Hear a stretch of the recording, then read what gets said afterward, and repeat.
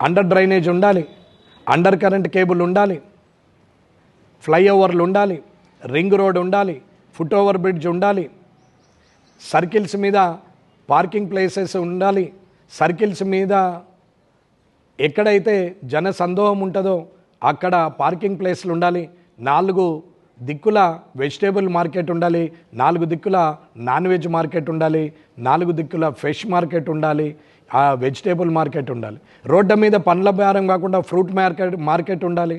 అలాగే street food అని చెప్పి ఎక్కడైతే బల్లున్నదంతా ఫుడ్ కోర్ట్ అని చెప్పి ఒక దగ్గరికే స్ట్రీట్ ఫుడ్ అంతా ఒకటే ఏరియాలో పెట్టాలనేది ఒక ఆలోచన. ఒక కామారెడ్డిని ఒకడు కలగంటే జరిగేది కాదు, ఓటరు కలగంటే జరుగుతుంది. ఓటరు స్వార్థం మాని కామారెడ్డి అభివృద్ధిని దృష్టిలో పెట్టుకుంటే అభివృద్ధి జరుగుతుంది. అన్న మీరు అందరూ ఆలోచించుకోండి, మా అక్క చెల్లెలకు అన్నదమ్ముల అందరికీ నేను చెప్తున్నాను, భారతీయ జనతా పార్టీ మందు పట్టేయదు, పైసలు ఇవ్వదు, నిజాయితీకి ఓటేయమని చెప్తున్నాం. మీరు గెలిపియండి, నేను అన్నయ్య కాకుండా చూడండి. ఎమ్మెల్యేగా గెలిపించినాం కదా, మరి ఏం చేసినావని అంటుండొచ్చు, చేసింది చెప్పకపోవచ్చు, కానీ మొన్న ప్రెస్ మీట్లో ప్రతిదీ చెప్పాను నేను, ఏమేం చేశాం, ఎలాంటి పనులు చేశాం అనేది, కాబోయే పనులు ఏంది అనేది కూడా చెప్పినాం. ఇవాళ తిరిగి మళ్ళీ చెప్పాల్సిన అవసరం లేదు. నేను మీ ప్లాటుకు, మీ ఇంటికి, మీ నిజాయితీకి, మీ డబ్బుకు, మీ ఆస్తులకు రక్షకునిగా ఉంటా తప్ప భక్షకుని మాత్రం కాలేదు.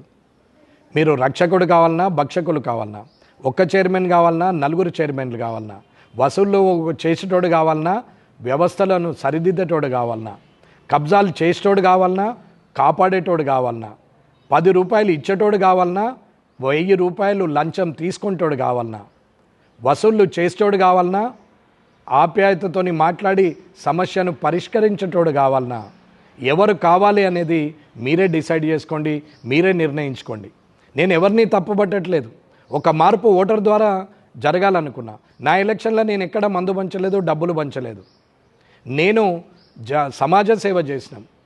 అది తప్పని ఎవరన్నా అది నాకు సంబంధం లేదు, నేను చేయాలనుకున్న చేసినాం. ఆ సమాజ సేవకు ఓటుకు ఎప్పుడూ సంబంధము నేను కట్టలేదు.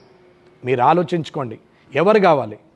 నీతి నిజాయితీ అయినటువంటి పురపాలక సంఘం కావాలన్నా, భారతీయ జనతా పార్టీ గెలిస్తే అప్లికేషన్ కౌంటర్ మున్సిపల్లో ఏర్పాటు చేస్తా.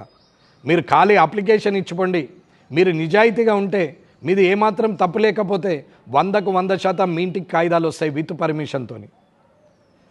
ఒకవేళ మీది తప్పుంటే సరిదిద్దుకోమని చెప్పి మరీ పర్మిషన్స్ మీకు ఇవ్వడం జరుగుతుంది. ఇది నేను మాట ఇస్తున్నా, నన్ను నమ్మండి.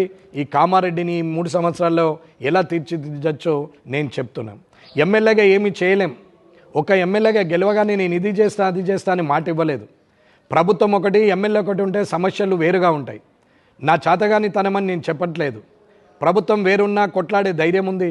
మీరు ఇచ్చిన స్ఫూర్తితోని ప్రభుత్వంతో ఎలా కొట్లాడాలో నాకు తెలుసు.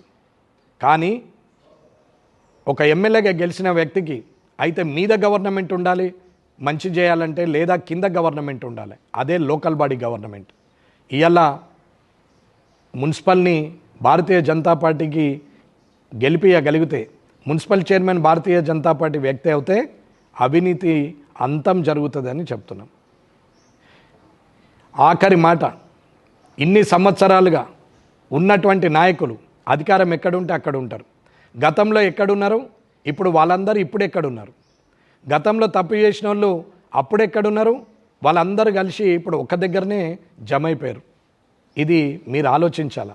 నేను వ్యక్తిగతంగా ఎవరి గురించి మాట్లాడేది, వ్యవస్థలో ఉన్న తప్పుడు మూక మొత్తం ఒక్క దగ్గర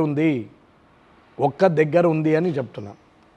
వారికి పట్టం కడతారా, నిజాయితీకి పట్టం కడతారా అనేది మీరు ఆలోచించుకోవాలని తెలియజేస్తూ ముగిస్తున్నాను. జై హింద్, జై భారత్.